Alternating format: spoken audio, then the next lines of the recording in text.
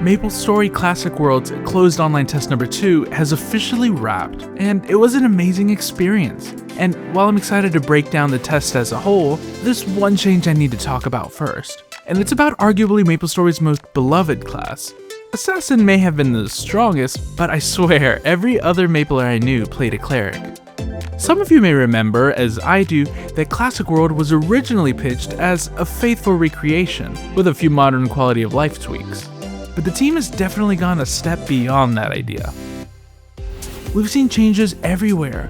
Damage formulas, class skills, quests, monster drops, even new systems. Pretty much every corner of the game has been touched. I'm a pretty go-with-the-flow kind of guy. I've been willing to roll with the developer's new vision, and while plenty of adjustments landed during the first closed online test, this was the first time I actually got to try Cleric myself.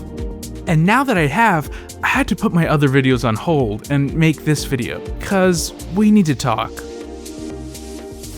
We're all stuck waiting for Classic World, and if you're anything like me, you're still getting that Maple itch. On my phone, I had tried Maple Idle RPG when it first dropped, but I bounced off it pretty quickly because to make the most progress, you'd ideally have it running on your phone actively, non-stop. But I actually need to use my phone, I can't just have it running the game all day. That totally changed when I tried LD Cloud. LD Cloud is basically a cloud phone that lets me run Maple Idle 24/7 without taking over my actual phone or burning through its battery. It's honestly the only reason I've been able to enjoy this game lately. It's super stable. A lot of users say it runs smoother than other cloud phone options, and the low latency connection has been great for me. And the crazy part is, you can run multiple games or apps at the same time. So, if you want to level multiple Maple accounts, or even farm in another game while your main keeps grinding, LD Cloud makes that easy.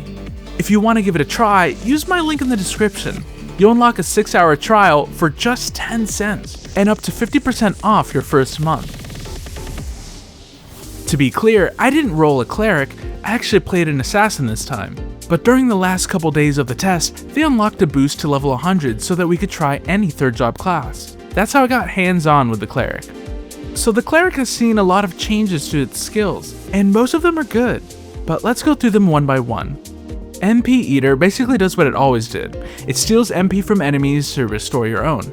It just got a slight buff. Nice. Teleport costs a little bit more MP now, but otherwise feels the same. Invincible still reduces the damage you take, but switching from that old, confusing weapon attack formula to a cleaner percentage-based reduction. And on top of that, it now reflects a little bit of damage back at enemies who hit you, which is pretty cool. Bless, the coolest looking buff in the entire game, is mostly unchanged. It still gives party members accuracy and avoidability.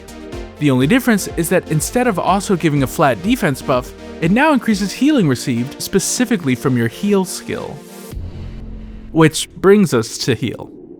Heal's ability to restore party HP has been nerfed pretty significantly, but in practice it doesn't matter much.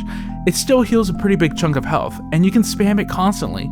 Maybe the nerf will matter later when we have bigger HP pools, or bosses that nearly one-shot us, but for everyday training it's barely noticeable. What is noticeable is that they severely limited its use as an offensive skill. Heal has always damaged undead monsters, which is an awesome idea. It's like imagining a zombie has negative HP, whether you're alive or dead, if you hit 0, you're gone. Heal does still hurt the undead, but because its numbers have been reduced, its damage has been too. And doing around 1/3 of the damage that it used to do makes it basically useless as an offensive skill. I can sort of understand the logic behind this. The Classic World team did give Cleric's other offensive skill, Holy Arrow, a massive buff. We're talking over double its original damage. And now it can hit a single enemy 3 times, or pierce through mobs and split damage to up to 3 targets. In the first closed online test, they were absolutely melting things with Holy Arrow. And even in third job, Holy Arrow seems like it's strong enough to remain relevant. But am I the only one who just can't accept that heal training is basically gone? I've played a lot of MapleStory over the years, but if I had to tally up all my game time spent on a Cleric would probably be the biggest portion. So maybe I'm biased. Maybe I'm just wearing nostalgia goggles, but when I think of Cleric, here's what I picture. going back to Ant Tunnel in my early 30s to flex my new AoE skill, grinding through zombie lupins, junior wraiths, and wraiths on Victoria Island, and spending an ungodly, ridiculous amount of time at Cooley zombies. Later on, clerics could even train at Death Teddies and Deep Looty, and you could even still train with it at Black Kent's and Leafray. Heal training was a huge part of old school MapleStory, so seeing that entire style of gameplay basically erased is heartbreaking. Look, I'm not going to pretend I was planning to roll a cleric. I've had my heart set on Hunter since the first closed online test. Up until now though, it was always on the table. But after experiencing the loss of heal training myself, I don't think I could roll one again.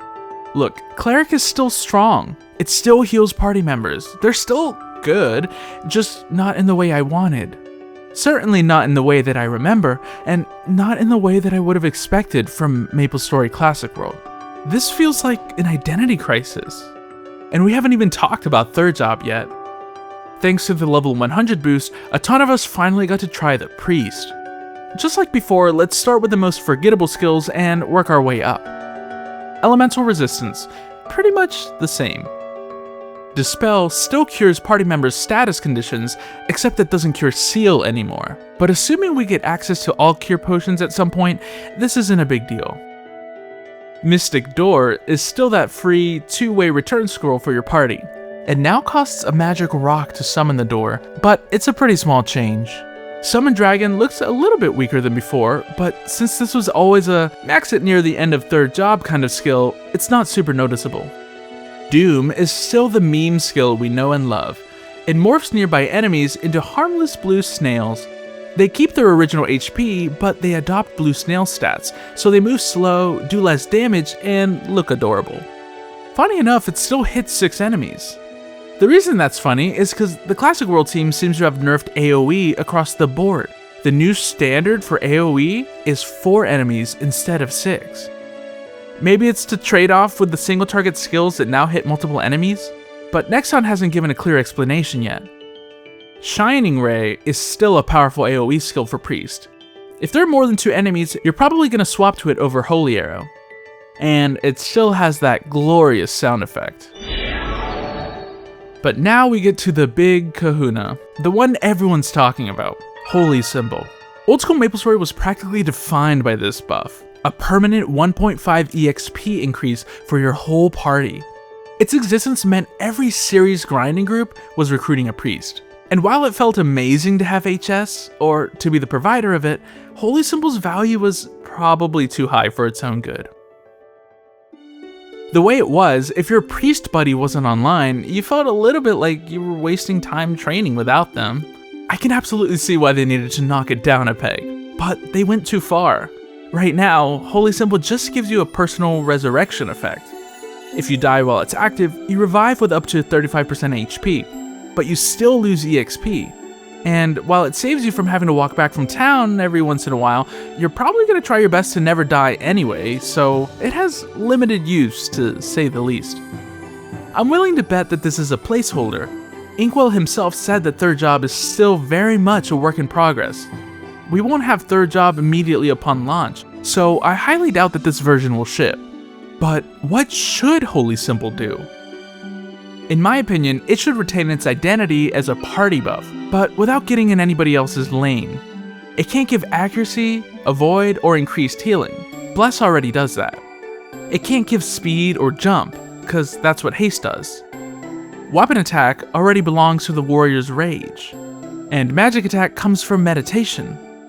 It can't increase HP because DK is already bringing hyperbody. So what's left? We could let Holy Symbol buff maximum MP, but that would only help magicians using Magic Guard to take bigger hits. That's not nearly universal enough.